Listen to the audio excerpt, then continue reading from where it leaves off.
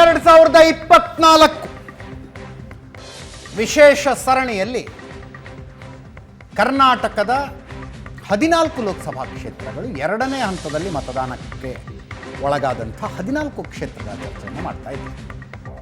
ನಿನ್ನೆ ಚಿಕ್ಕೋಡಿ, ಬೆಳಗಾವಿ, ಬಾಗಲಕೋಟೆ, ವಿಜಯಪುರ, ಕಲಬುರಗಿ, ರಾಯಚೂರು, ಬೀದರ್, ಕೊಪ್ಪಳ, ಬಳ್ಳಾರಿ, ಹಾವೇರಿಯ ತನಕ ಮಾಡಿದೆ. ವೋಟಿಂಗ್ ಪರ್ಸೆಂಟೇಜ್ ಈ ಎಲ್ಲ 14 ಕ್ಷೇತ್ರಗಳಲ್ಲೂ ಜಾಸ್ತಿ ಆಗಿದೆ. ಕೆಲವು ಕ್ಷೇತ್ರಗಳಲ್ಲಿ 5.8% ತನಕ, ಇನ್ನು ಕೆಲವು ಕ್ಷೇತ್ರಗಳಲ್ಲಿ 0.8% ತನಕ.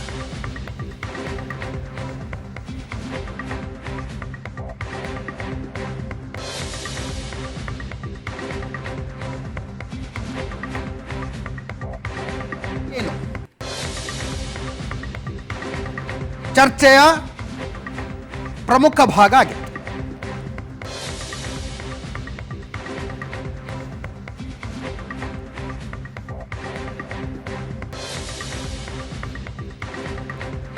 ಮೋದಿ ಕಾರಣಕ್ಕಾಗಿ ಬಿಜೆಪಿ ಬೆಂಬಲಿಗರು ಹೆಚ್ಚು ಪ್ರಮಾಣದಲ್ಲಿ ವೋಟ್ ಹಾಕಿದ್ದಾರೆ, ನಮಗೆ ಲಾಭ ಆಗುತ್ತೆ ಅಂತ ಬಿಜೆಪಿ ಅವರು ಹೇಳಿದ್ರೆ, ಗ್ಯಾರಂಟಿ ಕಾರಣಕ್ಕಾಗಿ ಹೆಣ್ಣು ಮಕ್ಕಳು ದೊಡ್ಡ ಸಂಖ್ಯೆಯಲ್ಲಿ ವೋಟ್ ಹಾಕಿರೋದ್ರಿಂದ ನಮಗೆ ಲಾಭ ಆಗುತ್ತೆ ಅಂತ ಕಾಂಗ್ರೆಸ್ನವ್ರು ಹೇಳ್ತಾ ಇದ್ದಾರೆ.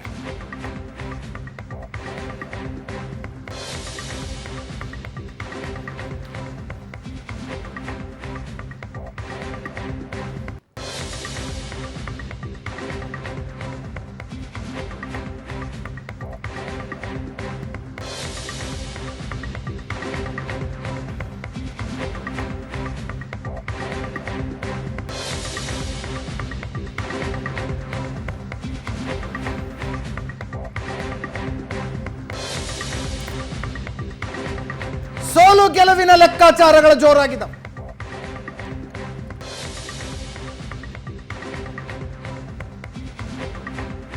ನಿಜವಾಗಿಯೂ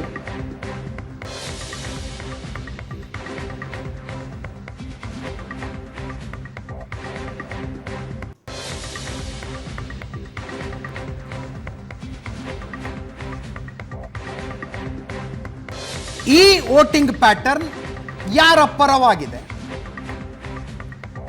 ಸ್ಥಳೀಯ ಇಶ್ಯೂಗಳೇನು?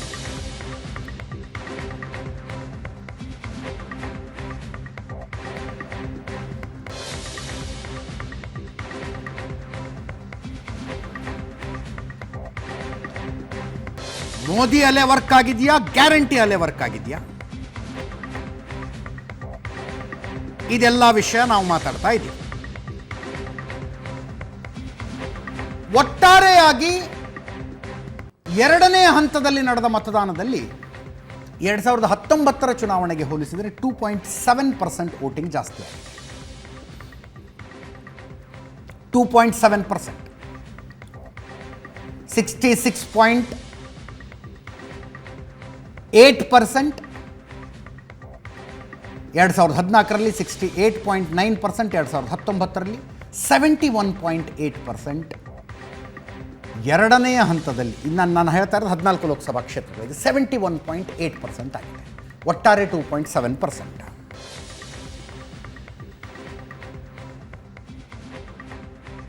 ಇದು ಅಡ್ವಾಂಟೇಜಿಯಸ್ ಟು ಹೂಮ್ ಅನ್ನೋದು ಚರ್ಚೆ. ನನ್ನ ಕೊಲೀಗ್ ಪ್ರಶಾಂತ್ ನಮ್ಮನ್ನ ಜಾಯ್ನ್ ಆಗಿದ್ದಾರೆ. ಪ್ರಶಾಂತ್, ಒಟ್ಟಾರೆಯಾಗಿ 28 ಕ್ಷೇತ್ರಗಳು ಅಥವಾ 14 ಕ್ಷೇತ್ರಗಳಿಗೆ ಪ್ರತ್ಯೇಕವಾಗಿ ಒಂದು ಶರ ಬರೆಯೋದಕ್ಕಾಗೋದಿಲ್ಲ. ಪ್ರತಿ ಕಾನ್ಸ್ಟಿಟ್ಯೂಯೆನ್ಸಿನೂ ಅದರದ್ದೇ ಆದ ಪಾಸಿಟಿವ್ ಇದೆ, ಅದರದ್ದೇ ಆದ ನೆಗೆಟಿವ್ ಇದ್ದಾವೆ. ನನಗನ್ಸುತ್ತೆ ಕರ್ನಾಟಕದಲ್ಲಿ ಈ ಲೋಕಸಭಾ ಚುನಾವಣೆಯಲ್ಲೂ ಕೂಡ 2 ಫ್ಯಾಕ್ಟರ್ಗಳು ಅತಿ ಹೆಚ್ಚು ಚರ್ಚೆಗೊಳಗಾಗಿವೆ. ಮಾಧ್ಯಮಗಳಲ್ಲಿರ್ಬೋದು, ಜನರಲ್ಲಿರ್ಬೋದು, ರಾಜಕೀಯ ನಾಯಕರು ಕೂಡ. ಒಂದು ಮೋದಿ ಫ್ಯಾಕ್ಟರ್. ಮೋದಿ ಫ್ಯಾಕ್ಟರ್ಗೆ 2014-19 ಪ್ರೆಸಿಡೆನ್ಸ್ ಕೂಡ ಇದೆ. ಈಗ ನಾವು ಅದನ್ನು ಅಳಿಲಿಕ್ಕೆ ಸಾಧ್ಯ ಆಗುತ್ತೆ.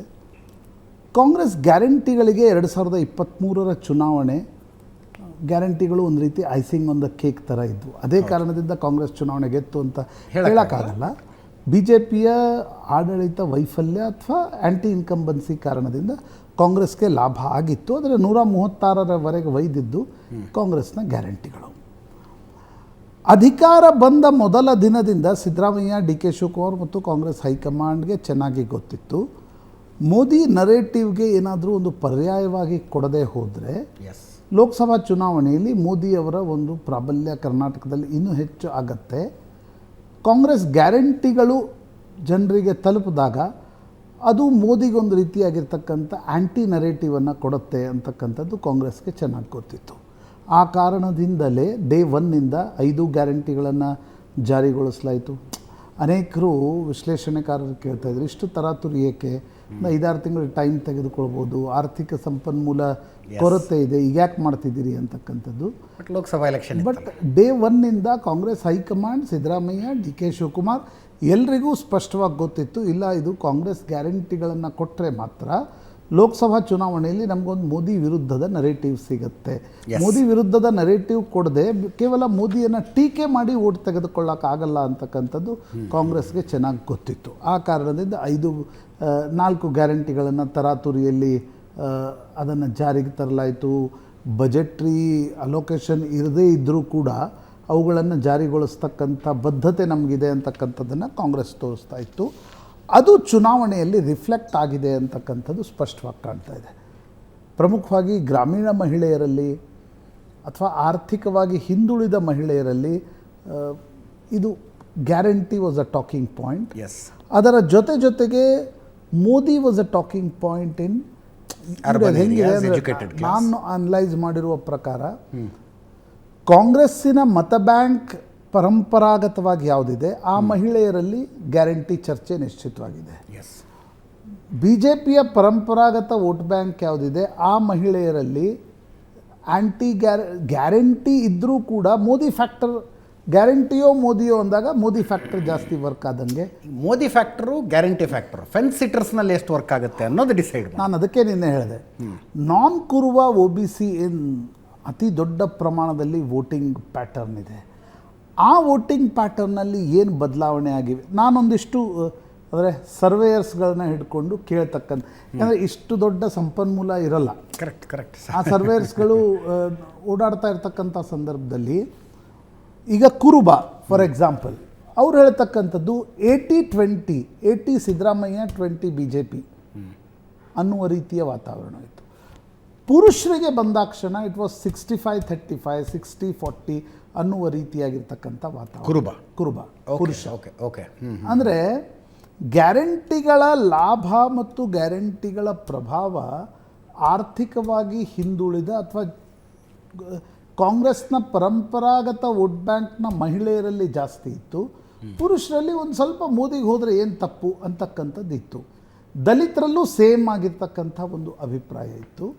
ಲಿಂಗಾಯತರು ಒಕ್ಕಲಿಗರಿಗೆ ಬಂದಾಗ ಕಾಂಟ್ರರಿ ಅಭಿಪ್ರಾಯಗಳು ಕೇಳಿ ಬಂದು. ಅದರ ಅರ್ಥ ಏನು ನಾನು ಅನಲೈಸ್ ಮಾಡುವ ಪ್ರಕಾರ, ನೀವು ಕ್ರಾಸ್ ವೋಟ್ ಅಂತ ತೆಗೆದುಕೊಂಡ್ರೆ ಅಜಿತ್, ಈಗ ಕಳೆದ ಬಾರಿ 2023ರಲ್ಲಿ ಅಥವಾ 2019-14ರಲ್ಲಿ ಈಗ ಮೋದಿಗೆ ವೋಟ್ ನೀಡದ ಒಬ್ಬ ವ್ಯಕ್ತಿ 24ರಲ್ಲಿ ನೀಡ್ತಾನೆ ಅಂತ ನನಗನ್ಸಲ್ಲ. ಕರೆಕ್ಟ್ ಅಲ್ವಾ? ಹೌದು. 14ರಲ್ಲಿ ಮೋದಿ ಬಂದಾಗ ಕಾಂಗ್ರೆಸ್ಸನ್ನು ಸೋಲಿಸಬೇಕು, 19ರಲ್ಲಿ ಪುಲ್ವಾಮಾ ಮೋದಿಗೊಂದು ಅವಕಾಶ ಕೊಡಬೇಕು ಅಂತ ಅಂದಾಗಲೇ ಮೋದಿ ವಾಲದವನು ಈ ಬಾರಿ 24ರಲ್ಲಿ ಮೋದಿ ಅಂತ ನನಗನ್ನಿಸ್ತಾ ಇಲ್ಲ. ಆದರೆ 2023ರ ವಿಧಾನಸಭಾ ಚುನಾವಣೆಯಲ್ಲಿ ಕಾಂಗ್ರೆಸ್ ವೋಟ್ ಹಾಕಿದ ಮತದಾರ ವಿಧಾನಸಭೆಗೆ ಕಾಂಗ್ರೆಸ್ಗೆ ಹಾಕ್ತೀನಿ, ಮೋದಿಗೆ ಮಾತ್ರ ನಾನು ಲೋಕಸಭೆಗೆ ಹಾಕ್ತೀನಿ ಅಂತಕ್ಕಂಥವರ ಸಂಖ್ಯೆ ಕೂಡ ನಿಶ್ಚಿತವಾಗಿ ದೊಡ್ಡ ಪ್ರಮಾಣದಲ್ಲಿದೆ. ಎರಡನೇ ಹಂತದಲ್ಲಿ ನಾವು ನೋಡಿದಾಗ 2023ರಲ್ಲಿ 2019, 14, 18ರಲ್ಲಿ BJPಗೆ ವೋಟ್ ಹಾಕಿರ್ತಕ್ಕಂಥ ಮತದಾರ ಗ್ಯಾರಂಟಿ ಕಾರಣದಿಂದ ಎಷ್ಟರ ಮಟ್ಟಿಗೆ ಕಾಂಗ್ರೆಸ್ಗೆ ನೋಡ್ತಾನೆ ಅಂದರೆ ನನ್ನ ಅಂದಾಜಿನ ಪ್ರಕಾರ 2 ಫ್ಯಾಕ್ಟರ್ಗಳಲ್ಲಿ ನಲಿಫೈ ಆಗ್ತವೆ. ಓಕೆ. ಜಾತಿಯಿಂದ ಯಾವ್ಯಾವ ವರ್ಗಗಳು ಕಾಂಗ್ರೆಸ್ ಮತ್ತು BJP ಜೊತೆಗಿವೆ ಅವು BJP ಕಾಂಗ್ರೆಸ್ ಜೊತೆನೇ ಉಳ್ಕೊಂಡಂತೆ ಕಾಣ್ತಾ ಇದೆ. ಅಲ್ಲಿ ನಿಮಗೇನೋ ಭಾರಿ ದೊಡ್ಡ, ಈಗ ನೋಡಿ ಲಿಂಗಾಯತರು ನಿಂತಾಗ ಲಿಂಗಾಯತರ ಹಾಕುವ ಪ್ರಮಾಣ ಜಾಸ್ತಿ ಇರುತ್ತೆ. ಕುರುಬರು ಲಿಂಗಾಯತರು ಇದ್ದಾಗ ಲಿಂಗಾಯತರತ್ತ ವಾಳ್ತಾರೆ, ಕುರುಬರು ಕಡೆ ವಾಳ್ತಾರೆ. ಅದರ ಅರ್ಥ ಏನು ಅಂತಂದರೆ ಒಟ್ಟಾರೆ ನೀವು ತೆಗೆದುಕೊಂಡಾಗ ಸಣ್ಣ ಸಮುದಾಯಗಳೇನಿವೆ, ಆರ್ಥಿಕವಾಗಿ ಹಿಂದುಳಿದ, ಸಾಮಾಜಿಕವಾಗಿ ಹಿಂದುಳಿದಿರ್ತಕ್ಕಂಥ, ರಾಜಕೀಯವಾಗಿ ಯಾವುದೇ ತನ್ನ ಸಮುದಾಯದ ನೇತೃತ್ವ ಇಲ್ಲದೇ ಇರತಕ್ಕಂಥ ವ್ಯಕ್ತಿ ಅಥವಾ ಮತದಾರ 23ರಲ್ಲಿ ಕಾಂಗ್ರೆಸ್ ಓಟ್ ಹಾಕಿದವನು ಎಷ್ಟು ಬಿ ಜೆ ಪಿ ಕಡೆ ವಾಲ್ತಾನೆ, ಎಸ್, ಎಷ್ಟು ಕಳೆದ 4 ಚುನಾವಣೆಗಳಲ್ಲಿ ಬಿ ಜೆ ಪಿಗೆ ಓಟ್ ಹಾಕಿದವನು ಎಷ್ಟು ಕಾಂಗ್ರೆಸ್ ಕಡೆ ವಾಲ್ತಾನೆ. ಇದು ನಿಜಕ್ಕೂ ಫೈಟ್ ಇರ್ತಕ್ಕಂಥದ್ದು. ಉಳಿದದ್ದು ಬಿಡಿ, ದುಡ್ಡು ಅದೆಲ್ಲ ಅದೊಂದು ಫ್ಯಾಕ್ಟರ್ ಬೇರೆ ಇದೆ. ಆದರೆ ದೊಡ್ಡ ಪ್ರಮಾಣದಲ್ಲಿ ನೀವು ಮ್ಯಾಕ್ರೋ ಲೆವೆಲಿಂದ ನೋಡಬೇಕಾದ್ರೆ ಮತ್ತು ಮೈಕ್ರೋ ಲೆವೆಲಿಂದ ನೋಡಬೇಕಾದ್ರೆ ಈ ಸಮುದಾಯಗಳು ಏನು ಮಾಡಿವೆ ಅಂತಕ್ಕಂಥದ್ದು ನೋಡಬೇಕಾಗತ್ತೆ. ಯಾಕಂದರೆ 14-19ರಲ್ಲಿ ಈ ಸಮುದಾಯಗಳು ದೇಶದಾದ್ಯಂತ ಮೋದಿಯವರ ಹತ್ರ ಹೋಗಿದ್ದು. ಎಸ್, ಇಡೀ ಉತ್ತರ ಪ್ರದೇಶದಲ್ಲಿ ದೊಡ್ಡ ವಿಜಯಕ್ಕೆ ಕಾರಣ ಏನು? ಇವೇ ಮೌರ್ಯ, ನಿಷಾದು, ಲೋಧು, ಈ ಸಮುದಾಯಗಳು. ಕರ್ನಾಟಕದಲ್ಲೂ ಕೂಡ ದೊಡ್ಡ ಪ್ರಮಾಣದಲ್ಲಿ ಮೋದಿ ಗೆಲ್ಲಿಕ್ಕೆ ಕಾರಣ ಏನು? ಮಂಗಳೂರಿನಲ್ಲಿ ಬಿಲ್ಲವ, ಉಡುಪಿಯಲ್ಲಿ ಬಿಲ್ಲವ, ಶಿವಮೊಗ್ಗದಲ್ಲಿ ಈಡಿಗ, ನಾಮಧಾರಿ. ನಿಮಗೆ ಉತ್ತರ ಕರ್ನಾಟಕಕ್ಕೆ ಹೋದರೆ ನೀವು ಜಾತಿ ಅಂತ ನಾನು ಇಲ್ಲ, we have to understand this please. ಅಂದರೆ ಓಕೆ, ನಾನ್ ಕುರುಬ OBC ಅವ್ರ ಸಮುದಾಯದ ಸಂಖ್ಯೆ ಕಡಿಮೆ ಇರ್ಬೋದು, ಜೊತೆಗೆ ನೇಕಾರರ ಸಂಖ್ಯೆ. ಈಗ ನಿಮಗೊಂದು ಫಾರ್ ಎಕ್ಸಾಂಪಲ್ ಯಾವುದೋ ಒಂದು ಕಾನ್ಸ್ಟಿಟ್ಯೂನ್ಸಿ ತೊಗೊಳ್ಳಿ, ಅಲ್ಲಿ ನಗಣ್ಯ ಆಗಿರ್ಬೋದು. ಜಾಸ್ತಿ ಇದೆ ಈಗ ತೇರದಾಳದಲ್ಲಿ, ಬೆಳಗಾವದಲ್ಲಿ, ತುರುವೇಕೆರೆಯಲ್ಲಿ ನೇಕಾರರು ಜಾಸ್ತಿ ಇದ್ದಾರೆ. ಉಳಿದ ಕಡೆ ಆತ 1000, 2000, 5000, 10,000ದವರೆಗೆ ಇರ್ಬೋದು. ಆದರೆ ಆತ ಯಾರಿಗೂ ಓಟ್ ಹಾಕಿದ್ದಾನೆ ಅಂತಕ್ಕಂಥದ್ದು ಈ ಚುನಾವಣೆಯ ಫಲಿತಾಂಶವನ್ನು ನಿರ್ಧರಿಸುತ್ತೆ ಅಂತ ನನಗನ್ಸುತ್ತೆ. ಯಾಕಂದರೆ ಗ್ಯಾರಂಟಿ ಆ್ಯಂಡ್ ಹಿಂದುತ್ವ, ಈ ಹಿಂದುತ್ವ ಮತ್ತು ಮೋದಿಯನ್ನು ನಾನು ಪ್ರತ್ಯೇಕವಾಗಿ ನೋಡಲ್ಲ. That's one factor. ಗ್ಯಾರಂಟಿ ಇದೊಂದು ಫ್ಯಾಕ್ಟರ್. ಎರಡೂ ಅಂತಿಮವಾಗಿ ಪರಿಣಾಮ ಆಗಬೇಕು. ಈಗ 2018ರಲ್ಲಿ ಸಿದ್ದರಾಮಯ್ಯನವ್ರಿಗೆ ಏನು ಸಮಸ್ಯೆ ಆಯಿತು? 13ರಲ್ಲಿ ಇಷ್ಟು ಭಾಗ್ಯ ಕೊಟ್ಟ ನಂತರವೂ ಕೂಡ ಸಿದ್ದರಾಮಯ್ಯನವರ ಇಮೇಜ್ ಅಂತಿಮವಾಗಿ ಕುರುಬ ನಾಯಕ ಅಂತ ಐತೆ ಹೊತ್ತು ಎಲ್ಲ ಹಿಂದುಳಿದ ವರ್ಗಗಳು ಸಿದ್ದರಾಮಯ್ಯನವ್ರಿಗೆ ಸಪೋರ್ಟ್ ಮಾಡಲಿಲ್ಲ. 13ರಲ್ಲಿ ಯಾವ ಪ್ರಮಾಣದಲ್ಲಿ ಮಾಡಿದ್ರು ಅದು ಮಾಡಲಿಲ್ಲ. 23ರ ವಿಧಾನಸಭಾ ಚುನಾವಣೆಯಲ್ಲಿ ಅಗೇನ್ ಸಿದ್ದರಾಮಯ್ಯನವ್ರಿಗೆ ಆ ಬೆಂಬಲ ಸಿಕ್ತು ಅನೇಕ ಕಡೆ. ಹಿಂದುಳಿದ ವರ್ಗಗಳು ಬಿ ಜೆ ಪಿಗೂ ಹೋಗಿವೆ, ಸಿದ್ದರಾಮಯ್ಯನವರ ಕಾರಣದಿಂದ ಕೂಡ ಹೋಗಿವೆ. ಈ 24ರ ಚುನಾವಣೆಯಲ್ಲಿ ಇದು ಸಿದ್ದರಾಮಯ್ಯನವರ ಚುನಾವಣೆ ಅಲ್ಲಪ್ಪ, ಇದು ಮೋದಿ ಚುನಾವಣೆ ಅನ್ನುವ ಕಾರಣಕ್ಕೋಸ್ಕರ, ಹಿಂದುತ್ವದ ಕಾರಣಕ್ಕೋಸ್ಕರ ಆ ಕಡೆ ಹೋಗ್ತಾವೋ, ಅಥವಾ ಗ್ಯಾರಂಟಿಗಳನ್ನು ಕೊಡಲಾಗಿದೆ. ನಮ್ಮ ಮನೆಯಲ್ಲಿ ಒಂದು ಫ್ರಿಡ್ಜ್ ತೆಗೆದುಕೊಳ್ಳಿಕ್ಕೆ ಸಾಧ್ಯ ಆಯಿತು, ನಮ್ಮ ಮನೆಯಲ್ಲಿ ಫ್ರೀ ಕರೆಂಟ್ ಬರ್ತಾ ಇದೆ, ನಾಳೆ ಈಗ ಕೊನೆ ದಿನ ಸಿದ್ದರಾಮಯ್ಯನವರು ಒಂದು ಪತ್ರ ಬರೆದ್ರು ಮಹಿಳೆಯರಿಗೆ, ಇದು ಗ್ಯಾರಂಟಿಯ ಸೋಲು ಗೆಲುವಿನ ಚುನಾವಣೆ ಅಂತಕ್ಕಂಥದ್ದನ್ನು ಕೂಡ ಹೇಳಿದರು. ಹೀಗಾಗಿ ಅದು ಪರಿಣಾಮ ಬೀರಿದೆಯೋ ಅಂತಕ್ಕಂಥದ್ದು ಪ್ರಾಯಶಃ ಈ ಚುನಾವಣೆಯ ಫಲಿತಾಂಶವನ್ನು ಇಡೀ ಕರ್ನಾಟಕದಲ್ಲಿ ನಾನು ನೋಡಿದ ಪ್ರಕಾರ ಅದು ನಿರ್ಧರಿಸುತ್ತೆ ಅಂತ ನನಗನ್ಸುತ್ತೆ. ಇನ್ನೊಂದು ಫ್ಯಾಕ್ಟರ್ ಅಜಿತ್, ನಾವು ನಿನ್ನೆ ಚರ್ಚೆ ಮಾಡಲಿಲ್ಲ, ಆದರೆ ಇಂಟ್ರೆಸ್ಟಿಂಗ್ಲಿ ಆ ಮೆಸೇಜ್ ನಿಮಗೆ ಬಂದಿತ್ತು, ನಾನು ನೀವು ಕೂಡ ಚರ್ಚೆ ಇಂಟ್ರೆಸ್ಟಿಂಗ್ ಮೆಸೇಜ್ ಹಾಕಿದ್ರೆ ಅದನ್ನು ನೀವು ಕೌಂಟರ್ ಗ್ಯಾರಂಟಿ ಎಫೆಕ್ಟನ್ನು ಕೌಂಟ್ ಮಾಡ್ತಿಲ್ಲ, ನೀವು ಅದನ್ನು ಗಣನೆಗೆ ತೆಗೆದುಕೊಳ್ತಿಲ್ಲ ಅಂತ ವರ್ಕ್ ಆಗಿರಬಹುದು ಅನ್ಸುತ್ತೆ ಅದು. ಅಲ್ಲ, ಈಗ ಕೆಲವೊಂದು ಕಡೆ ಮಹಿಳೆಯರಿಗಿಂತ ಪುರುಷರು ವೋಟಿಂಗ್ ಜಾಸ್ತಿ ಆಗಿದೆ. ಓಕೆ, ಈಗ ಬಾಗಲಕೋಟೆಯಲ್ಲಿ ನಾನು ನೋಡ್ತಾ ಇದ್ದೆ, 22,000 ಜಾಸ್ತಿ ಪುರುಷರು ವೋಟ್ ಮಾಡಿದ್ದಾರೆ ಮಹಿಳೆಯರಿಗಿಂತ. ಅಂದರೆ ಈ ನೋಡಿ, ಆ್ಯಸ್ ಎ ಪತ್ರಕರ್ತರಾಗಿ ನಾವೇನು ಅತಿಮಾನುಷರಲ್ಲ.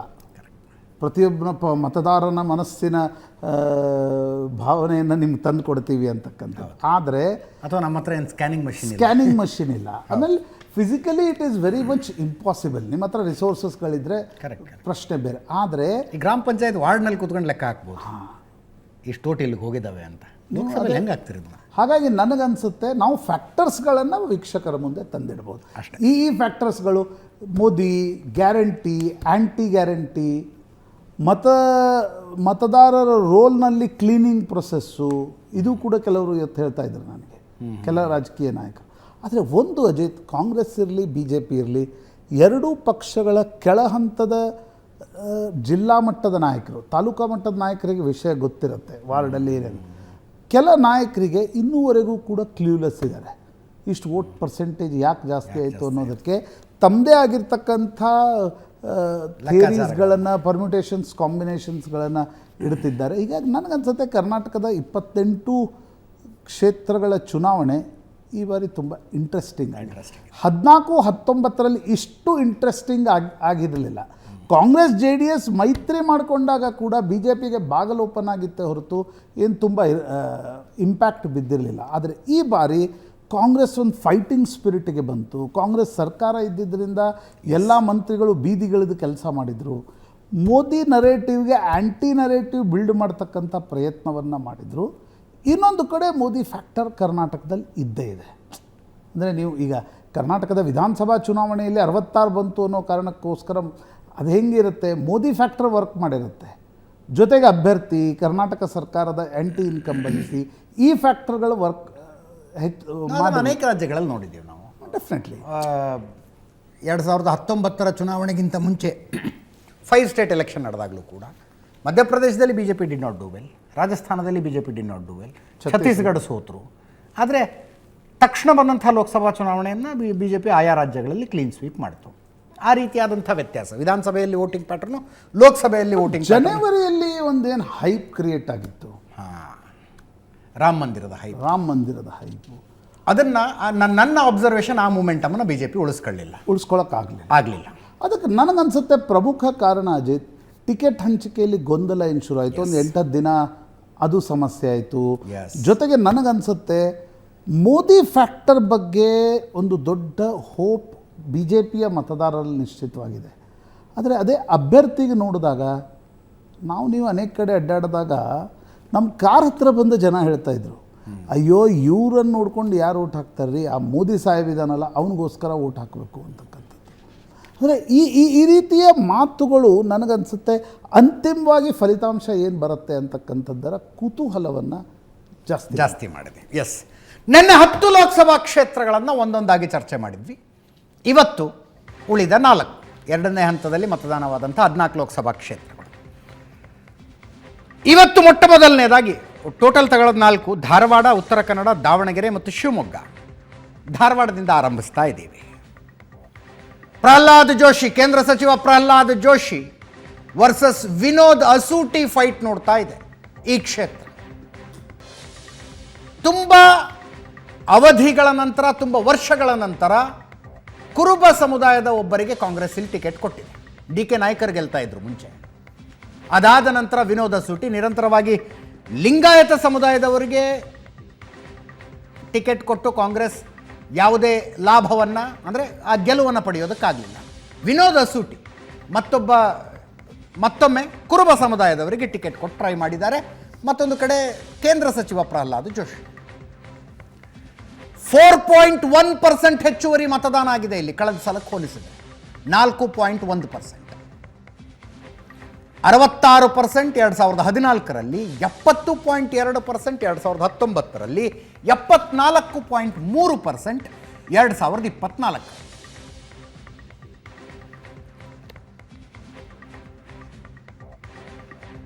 ಅರವತ್ತಾರು ಪರ್ಸೆಂಟ್ ಇದ್ದಿದ್ದು 70.2% ಆಗೋದಕ್ಕೆ ಕಾರಣ ಏನು? 2014ರಿಂದ 2019ಕ್ಕೆ ಪಾಕಿಸ್ತಾನದ ಮೇಲಿನ ಏರ್ ಸ್ಟ್ರೈಕ್ ಅಂತ ಅನೇಕರು ವಿಶ್ಲೇಷಣೆ ಮಾಡ್ತಾರೆ. ಪುಲ್ವಾಮಾ ಭಯೋತ್ಪಾದಕ ದಾಳಿ ಆಯಿತು, ಅದಕ್ಕೆ ಪ್ರತಿಕ್ರಿಯೆ ಅನ್ನುವಂತೆ ಭಾರತ ಪಾಕಿಸ್ತಾನದ ಮೇಲೆ ಏರ್ ಸ್ಟ್ರೈಕ್ ಮಾಡಿತು. ಒಂದು ದೇಶಭಕ್ತಿ ಅಲೆ ಎತ್ತು ದೇಶದಲ್ಲಿ. ಮೋದಿ ಪರವಾಗಿ ಜನ ಬಂದು ಓಟ್ ಹಾಕಿದ್ರು. ಆದ್ದರಿಂದ 66% 2014ರಲ್ಲಿ ಇದ್ದಿದ್ದು 2019ರಲ್ಲಿ 70.2% ಆಯಿತು. 4.2% ಹೆಚ್ಚಳ ಆಗಿತ್ತವಾಗ. ಈ ಸಲ 4.1% ಹೆಚ್ಚಳ ಆಗುವುದಕ್ಕೆ ಕಾರಣ ಏನು?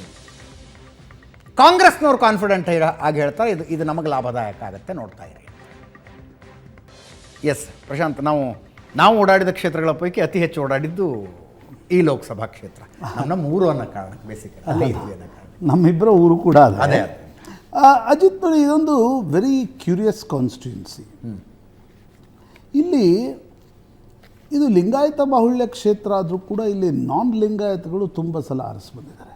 ಎಸ್, ಸರೋಜಿನಿ ಮಹಿಷಿ ಕಾಂಗ್ರೆಸ್ ಕಾಲದಲ್ಲಿ ಈ ಕ್ಷೇತ್ರದಿಂದ ಆರಿಸಿ ಬರ್ತಾಯಿದ್ರು. Sarojini Mahishi versus Jagannathrao Joshi fight was, yes, ಇಬ್ಬರು ಬ್ರಾಹ್ಮಣರು.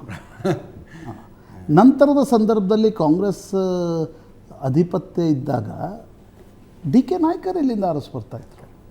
ಜನತಾದಳ ಲಿಂಗಾಯತ್ ಕ್ಯಾಂಡಿಡೇಟ್ ಕೊಡ್ತಾಯಿತ್ತು, ಆದರೆ ಡಿ ಕೆ ನಾಯ್ಕರ್ ಇಲ್ಲಿಂದ ಆರಿಸಿ ಬರ್ತಾಯಿದ್ರು. ಕುರುಬ ಸಮುದಾಯದ 3 ಬಾರಿ ಇಲ್ಲಿ ಗೆದ್ದು ಬಂದಿದ್ದಾರೆ.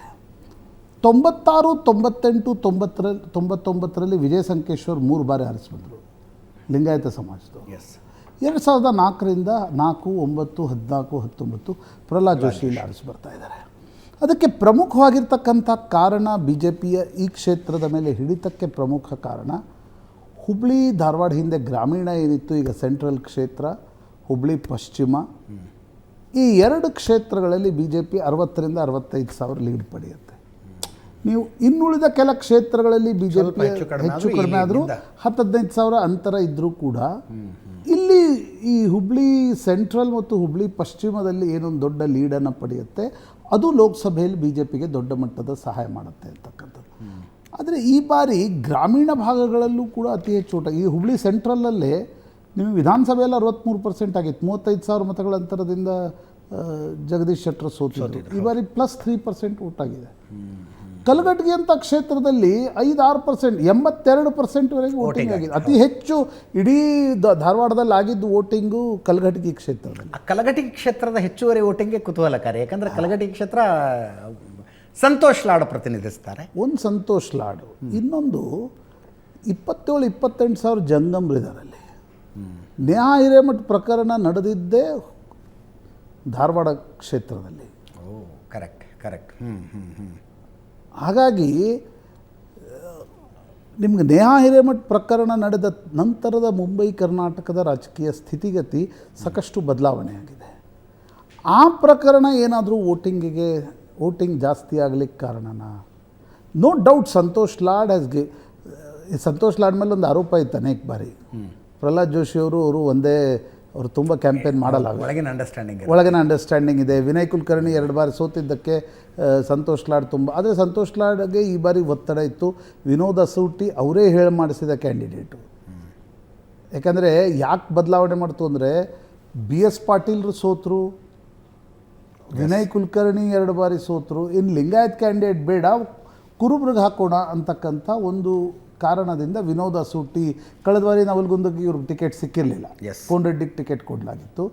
ನವಲ್ಗುಂದಲ್ಲಿ ಸ್ವಲ್ಪ ಮಟ್ಟಿಗೆ ಬಿ ಜೆ ಪಿಯಲ್ಲಿ ರಿಫ್ಟ್ ಇದೆ. ಶಂಕರ್ ಪಾಟ್ಲೆ ಮುನೇನಕೊಪ್ಪ 1 ವರ್ಷದಿಂದ ಆ್ಯಕ್ಟಿವ್ ಆಗಿರಲಿಲ್ಲ, ಕೊನೆ ಗಳಿಗೆಯಲ್ಲಿ ಜಗದೀಶ್ ಶೆಟ್ಟರ್ ಬಂದ ನಂತರ ಆ್ಯಕ್ಟಿವ್ ಆದರು. ಸೊ ಈ ಕ್ಷೇತ್ರ ಒಂದು ಕ್ಯೂರಿಯಸ್ ಇದೆ. ಪ್ರಹ್ಲಾದ್ ಜೋಶಿ ಕರ್ನಾಟಕದ ಮಟ್ಟಿಗೆ ಒಬ್ಬ ಘಟಿ ರಾಜಕಾರಣಿ, ಕೇಂದ್ರದ ಪ್ರಭಾವಿ ಮಂತ್ರಿಯಾಗಿರ್ತಕ್ಕಂಥವರು. ಹೀಗಾಗಿ ಸಂಸದೀಯ ವ್ಯವಹಾರಗಳ ಸಚಿವರಾಗಿರೋದ್ರಿಂದ ಸದಾಕಾಲ ಮೋದಿ ಜೊತೆ ಕಾಣಿಸ್ಕೊಳ್ತಾರೆ, ಅಮಿತ್ ಶಾ ಜೊತೆ ಕಾಣಿಸ್ಕೊಳ್ತಾರೆ. ಆದರೆ ನನಗನ್ಸುತ್ತೆ ಸಾಕಷ್ಟು ಗೊಂದಲಗಳು ಇದ್ದ ಕ್ಷೇತ್ರ ಇದು. ಈಗ ದಿಂಗಾಲೇಶ್ವರ ಸ್ವಾಮೀಜಿಯವರ ಪತ್ರಿಕಾಗೋಷ್ಠಿ ಇತ್ತು, ಆದರೆ ನೇಹಾ ಹಿರೇಮಠ್ ಪ್ರಕರಣದ ನಂತರ ಧಾರವಾಡದಲ್ಲಿ ಪರಿಸ್ಥಿತಿ ಸಂಪೂರ್ಣವಾಗಿ ಬದಲಾಯಿತು ಅಂತ ನನಗನ್ಸುತ್ತೆ. ಓಕೆ, ಅದು ಅಡ್ವಾಂಟೇಜಸ್ ಟು BJP. ನೋಡಿ, ಈಗ ಅಂದರೆ I don't have reasons to tell that ಇಲ್ಲ this is disadvantage to BJP. ಯಾಕಂದರೆ 96ರ ನಂತರ ಈ ಕ್ಷೇತ್ರದಲ್ಲಿ ಕಾಂಗ್ರೆಸ್ ಗೆದ್ದೇ ಇಲ್ಲ. ಈ ಕ್ಷೇತ್ರದ ಡೆಮೋಗ್ರಫಿಯನ್ನು ನೋಡಿದಾಗ ಹುಬ್ಳಿ ಧಾರವಾಡದಲ್ಲಿ BJP ಒಂದು ಸ್ಟ್ರಾಂಗ್ ಆಗಿರ್ತಕ್ಕಂಥ ಫುಟ್ನಲ್ಲಿ ಚುನಾವಣೆಯನ್ನು ಎದುರಿಸುತ್ತೆ. ನಾವು ಜಗದೀಶ್ ಶೆಟ್ಟರ್ ಪ್ರಕರಣದಲ್ಲೇ ನೋಡಿದ್ವಿ. ಜಗದೀಶ್ ಶೆಟ್ಟರ್ 17-18 ಸಾವಿರದಲ್ಲಿ ಗೆದ್ದಿದ್ದವರು, ಮಹೇಶ್ ತೆಂಗಿನಕಾಯಿ ಅಂತ ಒಬ್ಬ ಹೊಸ ಯುವಕ 35,000 ಮತಗಳ ಅಂತರದಿಂದ ಗೆದ್ದರು. ಅಂದರೆ BJPಯ ಸಂಘಟನೆ ಗಟ್ಟಿಯಾಗಿರ್ತಕ್ಕಂಥ ಜಿಲ್ಲೆಯ ಪೈಕಿ ಇದು ಕೂಡ ಒಂದು. ಹೀಗಾಗಿ ಅಲ್ಲಿ ಏನೇನಾಗತ್ತೆ ನಾವು ನೋಡಬೇಕು. ಶಿಗ್ಗಾಂವಲ್ಲಿ ಬೊಮ್ಮಾಯಿಯವರು ಹಾವೇರಿಯಲ್ಲಿ ಬ್ಯುಸಿ ಇದ್ದರು, ಶಿಗ್ಗಾಂವಲ್ಲಿ ಏನಾಗುತ್ತೆ, ಶಿಗ್ಗಾಂವಲ್ಲಿ ಹೋಗಿ ವಿನಯ್ ಕುಲಕರ್ಣಿ ಕುತ್ಕೊಂಡಿದ್ರು ಅಂತಕ್ಕಂಥ ಮಾತಿತ್ತು. ಕಲಘಟಗಿಯಲ್ಲಿ ಸಂತೋಷ್ ಲಾಡ್ ಎಷ್ಟು ಪ್ರಮಾಣದಲ್ಲಿ ಅವರ ಪರವಾಗಿ ಓಟ್ ಆಗಿದೆ, ಎಷ್ಟು ಪ್ರಮಾಣದಲ್ಲಿ ಅವರ ವಿರುದ್ಧ ಓಟ್ ಆಗಿದೆ. ಹುಬ್ಳಿ ಧಾರವಾಡ ಪೂರ್ವ ಪ್ರಸಾದ್ ಅಬ್ಬಯ್ಯ ಕ್ಷೇತ್ರ, ಅಲ್ಲಿ ಮುಸ್ಲಿಂ ಬಾಹುಳ್ಯ ಜಾಸ್ತಿ ಇದೆ, ಅದು ಯಾವತ್ತೂ BJPಗೆ ನೆಗೆಟಿವ್ ಇರುತ್ತೆ. ಸೆಂಟ್ರಲ್ ವೆಸ್ಟ್ BJPಗೆ ಪರವಾಗಿರುತ್ತೆ. ಆ ಸಂದರ್ಭದಲ್ಲಿ ವೋಟಿಂಗ್ ಹೆಂಗಾಗಿದೆ ಅಂತಕ್ಕಂಥದ್ದು ನೋಡಬೇಕು. But by and large advantage to BJP ಅಂತ ನನಗನ್ಸುತ್ತೆ. ಮೋದಿ ಪ್ರಭಾವ ಕೂಡ ಜಾಸ್ತಿ ಇರತಕ್ಕಂಥ ಒಂದು ಕ್ಷೇತ್ರ ಇದು. ಬರ್ತೀನಿ, ಒಂದು ಸಣ್ಣ ಬ್ರೇಕ್ನ ಸಮಯ. ಬ್ರೇಕ್ನ ನಂತರ ಮತ್ತೊಂದು ಅತ್ಯಂತ ಕುತೂಹಲಕಾರಿ ಕ್ಷೇತ್ರ ಉತ್ತರ ಕನ್ನಡ. ಬ್ರೇಕ್ ಆದಮೇಲೆ